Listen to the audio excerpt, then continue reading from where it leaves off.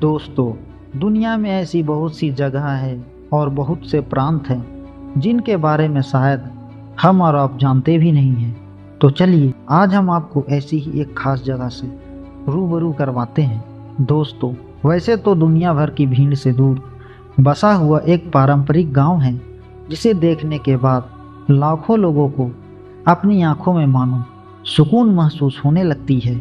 लोग इसकी प्राकृतिक सुंदरता को शब्दों में बयां कर नहीं पाते। आपको यकीन करना थोड़ा मुश्किल होगा कि यह वरप गांव समुद्र तल से 12,200 मीटर की ऊंचाई पर बसा हुआ है और दुनिया में ऐसी कम ही जगह है जो इतनी ज़्यादा ऊंचाई पर बसाई गई है। इसीलिए तो वरप गांव को बादलों के ऊपर बसा हुआ गांव भी कहा जाता है। इंडोनेशिया के कई द्वीपों से मिलकर बना है यह देश और उन्हीं में से एक द्वीपों की श्रृंखला है फ्लोरस आइलैंड, जो नुसा तिनारा द्वीप समूह में आता है। साल 2012 27 अगस्त को यूनेस्को द्वारा इस गांव को इसकी परंपरा के अनुसार टॉप अवार्ड से सम्मानित किया गया था। इस गांव की सबसे मुख्य विशेषता यह है कि यहाँ अनोखे घर पाए जाते हैं जिसे यहाँ के लोग बाबरो नियांग कहते हैं। यह घर देखने में शंकु के आकार के होते हैं, जैसे एक बड़ी सी टोपी जिसे बच्चे लोग पहनते हैं। इन घरों की छत सीधा जमीन को छूती है और छत से नीचे जमीन तक पूरी तरह से लौटर छप्पर से ढके हुए हो। ऐसा प्रतीत होता है कि एक समय में इस क्षेत्र में इस प्रकार के घर काफ़ी आम बात, लेकिन आज यह केवल यही गांव है जो ठेठ मंगराई पारंपरिक घर को बनाए रखता है, जिसके बिना यह अनोखे घर पूरी तरह से बेकार हो जाते हैं। इन घरों को 5 भागों में बांटा गया है, जिसमें हर एक भाग अपने खास चीज़ के लिए है। जैसे कि पहला भाग, जिसे यह लोग लूट या टेंट भी कहते हैं, यहाँ परिवार रहता है। दूसरे भाग को यह लोग लोबो कहते हैं, जहाँ खाना और दूसरे सामान रखे जाते हैं। तीसरे भाग को लेंटर कहा जाता है और यह हिस्सा अगली फसल के लिए बीजों को रखने के लिए इस्तेमाल में लिया जाता है। चौथा भाग को लपा राय कहा जाता है, जिसे सूखे से बचने के लिए खाद्य पदार्थ रखने के लिए इस्तेमाल में लिया जाता है।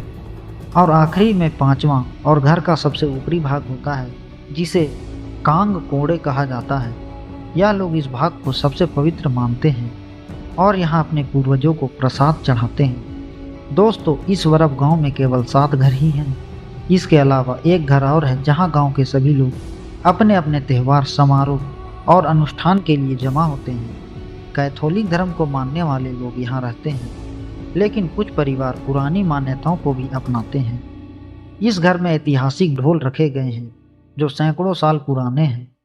इस गांव के लोग पीने का पानी झरनों और पहाड़ों से उत्पन्न होने वाले पानी के रूप में ही उपयोग करते हैं। इस वरप गांव में कुल मिलाकर 44 लोग रहते हैं, जिनकी मुख्य रूप से आय कृषि है और यह लोग कॉफ़ी, लौंग और चेरी की खेती करते हैं।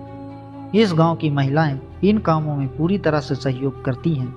आज भी वरप गांव के लोग अपना जीवन पूर्वजों के सिद्धांत पर जीने में यकीन रखते हैं। यहाँ आपको कोई भी मशीन, मोबाइल, इंटरनेट, सड़क और गाड़ी नहीं देखने को मिलेगी।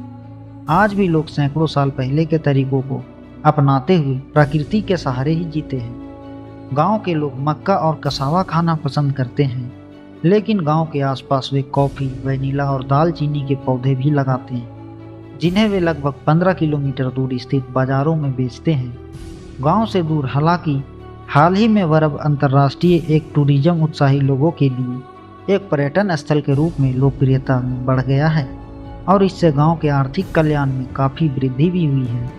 वरप गांव के लोग उन आगंतुकों का गर्मजोशी के साथ स्वागत करते हैं जो उनके गांव को देखना चाहते हैं और उनके सरल पारंपरिक जीवन का अनुभव भी करना चाहते हैं। कुछ सालों में जब बाहरी लोगों ने इस गांव के बारे में जाना तो वो लोग यहाँ पे टूरिस्ट बनकर आए और कुछ दिन रहने के बाद उनका यह कहना था कि इससे पहले कभी भी ऐसा अनुभव उन्होंने महसूस नहीं किया।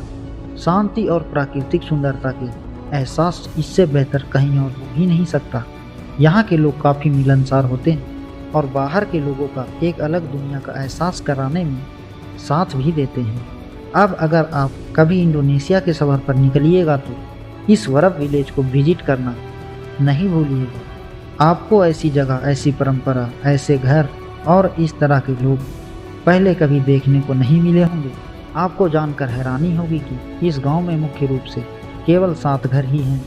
वरब गांव के सबसे नज़दीक दंगे विलेज है, जहां पैदल चलकर ही 4 से 5 घंटे में पहुंचा जा सकता है। वरब पूरी तरह से मनोरम पहाड़ों और ताड़ के घने जंगलों से घिरा हुआ है। इस अविश्वसनीय गांव में उष्णकटिबंधीय जंगल और वनस्पति भरपूर मात्रा में मिलती है। इस गांव में मोबाइल के नेटवर्क भी नहीं आते और बिजली केवल शाम को 6 बजे से 9 बजे तक ही रहती है। इस गांव का निर्माण एम्पू मारो ने 9 साल पहले अपनी पत्नी के साथ किया था और आज यहाँ उनकी 18वीं पीढ़ी के लोग रहते हैं। तो दोस्तों, आज की वीडियो में बस इतना ही। वीडियो अगर आपको इंटरेस्टिंग लगी हो तो वीडियो को लाइक करें, शेयर करें और चैनल को सब्सक्राइब करके बेल आइकन को प्रेस कर लीजिए ताकि हमारी नई वीडियोज़ की अपडेट सबसे पहले आपको मिले। Thanks for watching.